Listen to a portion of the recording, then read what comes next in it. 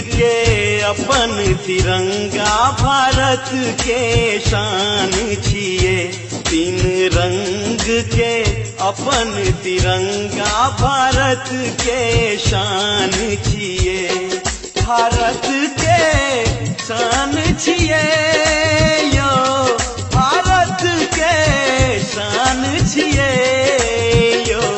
GeM शोभित अशोक चक्र भारत के मान छिए। तीन रंग के अपन तिरंगा भारत के शान छिए।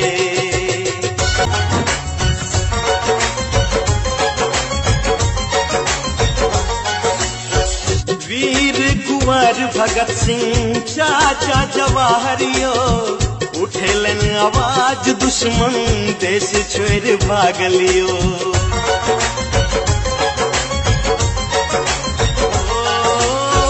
वीर कुंवर भगत सिंह चाचा जवाहरियो उठेलन आवाज दुश्मन देश छोड़ भागलियो।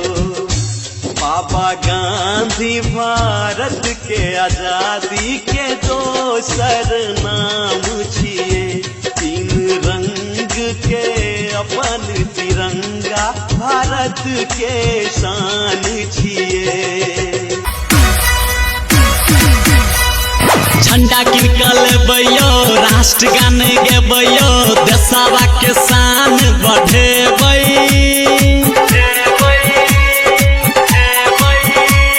सब कियो जेबैयो, तिरंगा लहरेबैयो, 15 अगस्त मनेबै।